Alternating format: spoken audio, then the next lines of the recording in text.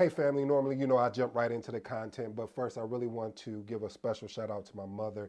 19 years ago, December 28th of the making of this video, I lost my mother. And one of the things I want to share with you, family, is the aptitude that I had to eventually develop to, meaning to continue to push forward and to continue to strive forward and really believe in myself. And a lot of times, because today's video is really about first time project managers, or I should say project managers that are really in the cusp of leading their first project and all the fears and everything. And it really equated to something to me personally of just, that loss of my mother and having the ability to still get up and put one foot in front of the other. And it hasn't, even to this day, 19 years later, I still get teared up and everything of that nature because of the importance and the impact and influence she had on over my life and in my life. And so today I'm going to challenge you guys to push you guys to who are new first time project managers or basically someone that is leading their first project ever. I hope that this really resonates with you. Otherwise, you know what we're about to do. We're about to get to this content and get to work. So, are you petrified at the thought of taking the reins of your first project? Listen, listen. You're not the only one stepping onto this roller coaster of emotion. I want to make sure we dive into your common fears you're facing and how to conquer them. Conquer them. Today's episode is entitled First Time Project Manager.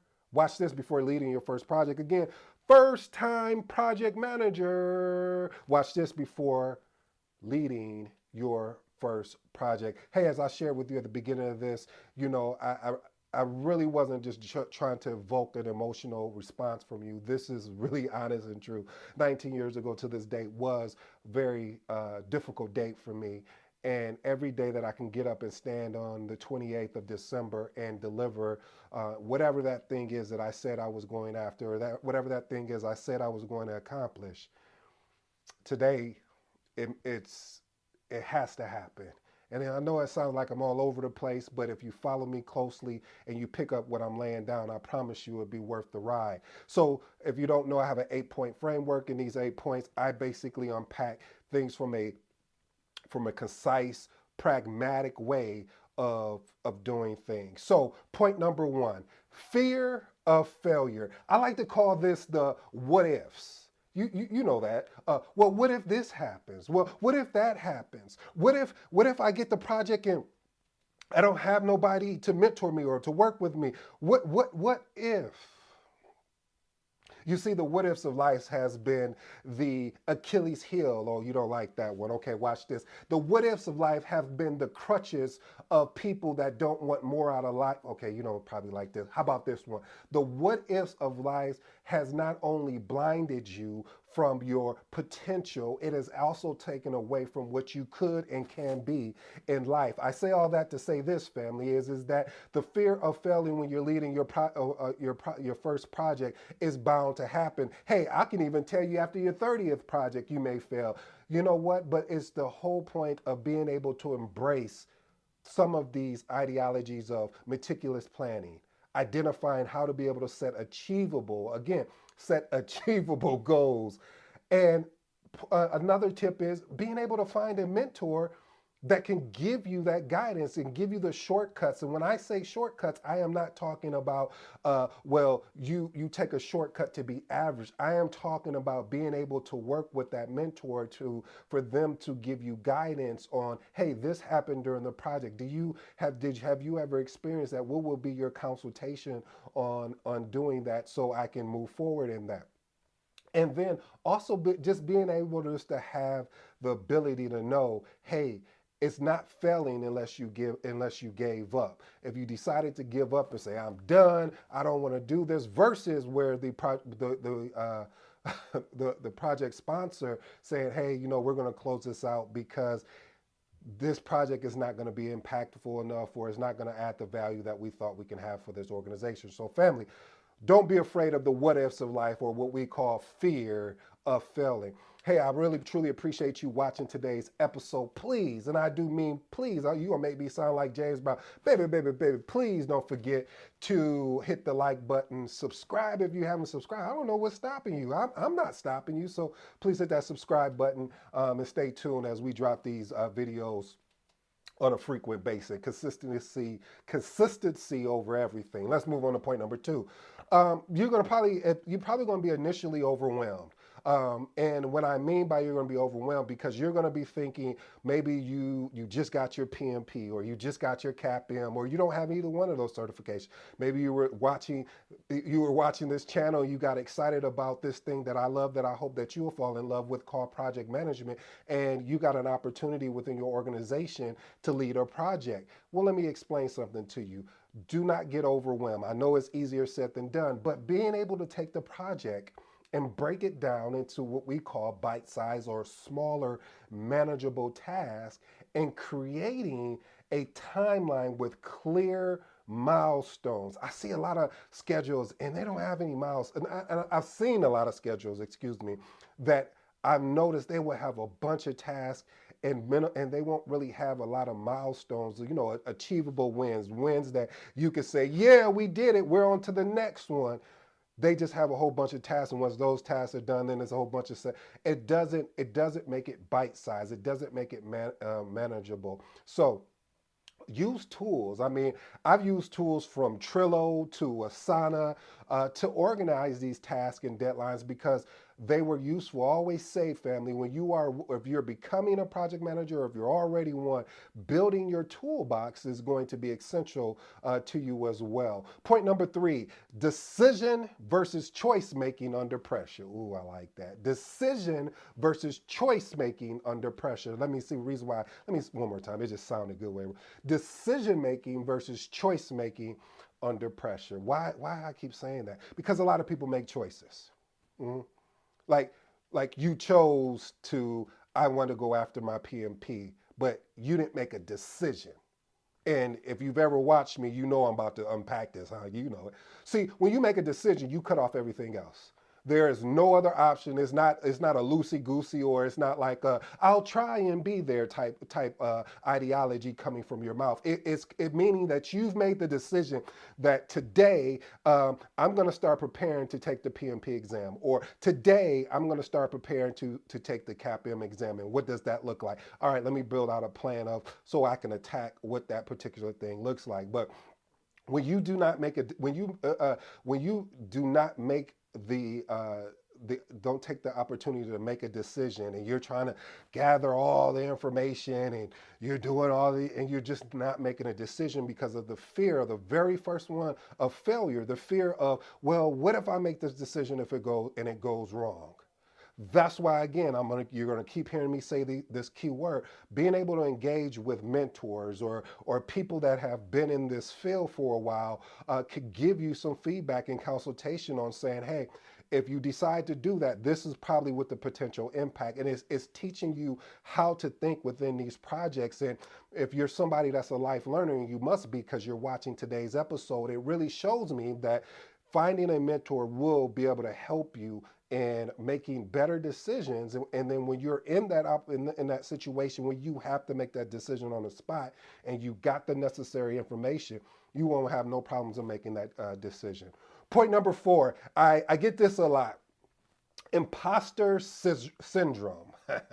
I kind of struggle with that. Imposter syndrome. What does that mean? Well, you don't believe you haven't built enough confidence in yourself through the learnings that you experience. Meaning that you're like, I just don't have the experience for that, and I did this over here, and I did that, and they may not even look, but these people don't report to me, so they're not going to trust me. Cut it, cut it, cut it. We've all been there. And if a project manager who's been in this field for a while, if they said that they've never felt the imposter syndrome when they first started leading projects, they're not being truthful with you. I've experienced it myself, because it's just the thing of you after a while you get accustomed to it, because a project is a temporary endeavor, which has a what beginning and end date. So you're going to have projects where you may not have all the information. You're not supposed to. Because if that doesn't make it a project, so being able to be uncomfortable while being comfortable is going to be your foundation to beating this thing they call imposter syndrome. I'll also tell you, family, project management is so similar to your personal life that if you really sat back and looked at how it really correlates. And I'm going to give you an example instead of giving you some theories. Meaning, let's say, for instance, you wanted to go to the grocery store. Instead of going to the grocery store and picking out your items there right on the spot, you say, I'm going to put together a list of items that I know that I'm going to need at the grocery store. I'm going to put together a budget of how much I'm looking to spend. I'm not looking to spend over this amount of money. Basically, the time I plan on going. What's in scope for this particular? I mean, what's in scope? Meaning, hey, what's in scope is basically whatever is on this list. Anything outside of that, we will not be making a purchase because that is not relevant to what we're doing here. And that's the thing, family. Right there, we are building our project plan. And that's why I said, family, it's so similar to, this is why I love project management, because of the correlation between what you do day to day and within project management. It's just really putting those foundational principles and understanding the jargon, and the discipline that goes in with leading a project. So why get rid of the imposter syndrome? And the way you get rid of it is continually to step up and take and lead projects. Point number 5, time management. Listen, as a project manager, you're going to have when you're leading your first, you're going to have really ups and downs. I like to call them spikes and dips. Ooh, I like that. I really do like that. Let me tell you why I like that. A spike meaning going up. So you may be at a point where you may be working, 9, 10.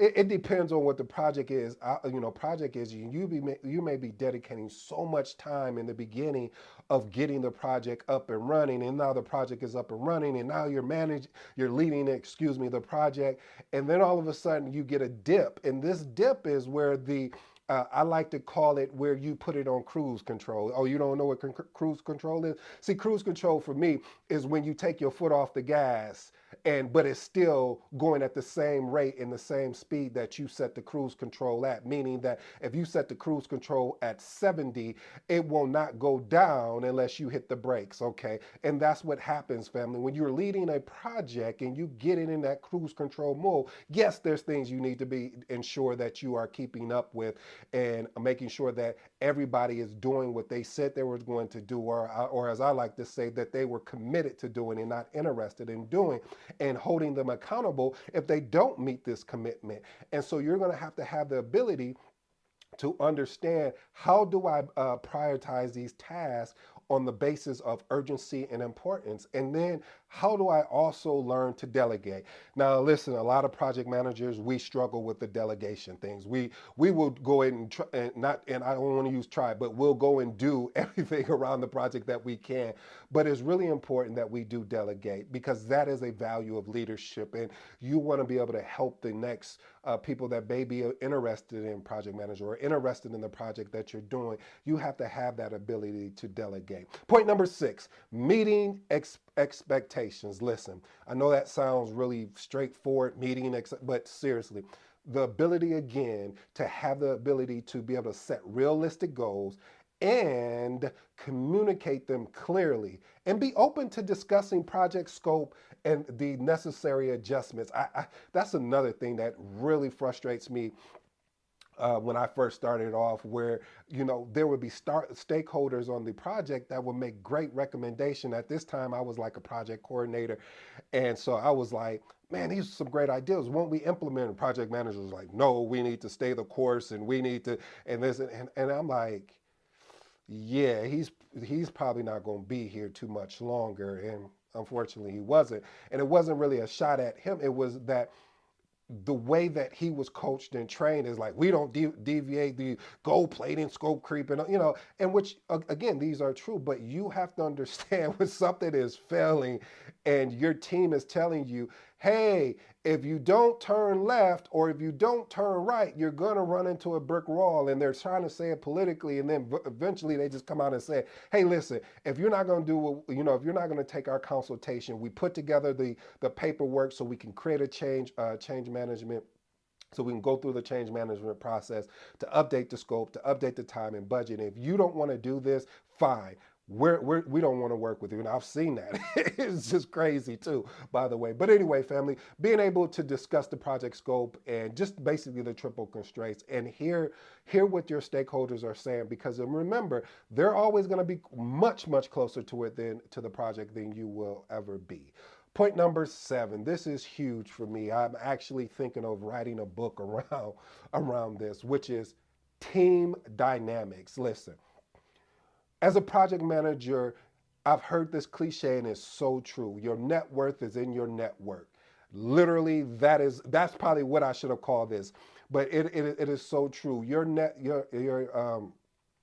worth will be in your network, meaning you're going to work with people and you have to be able to build trust in a short amount of time with them to let them know, hey, I got your back, and being able to willing to go fight for them when they can't go and have those difficult conversations. Because and it depends on what type of project. If you're leading a project on the, where it has executive, view, or I should say, has an executive, someone from the executive team is on your project or really involved, you have to have the courage to be able to speak and articulate yourself and explain the reason why, if you need to go in a different direction or you need more resources or you need to be able to do that, because your team is going to be able to back you up with the facts, but you have to be someone that can be able to sell it. That's why, again, oh, sorry about that, family. That's why, again, I got this, wrote this book because I believe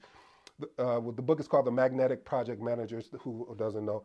I truly believe to be an amazing project manager, you have to be magnetic. You have to have some charisma about yourself. You have to be, and again, these are subjective. Someone else may disagree, which is fine. I don't mind that. But the point I'm trying to make is that you have people that are reporting to you that are not your direct reports. How do you keep them engaged? How do you make sure that everyone understands that you are the one that's leading this, and collectively you guys are collaborating together to ensure the best for them? And that the final thing, if you don't remember anything from this video, this is going to be huge for team dynamics, that you create you display, not just by talking about it, but making a commitment of being a servant leader, meaning you're putting the team before yourself. That's why I love Simon Sinek book about leaders. I think leaders are the last ones to eat, or something like that, because of the fact that when you are leading, you are going to be the last one to eat. And it should be that way, because your team is doing all the work. All you're doing is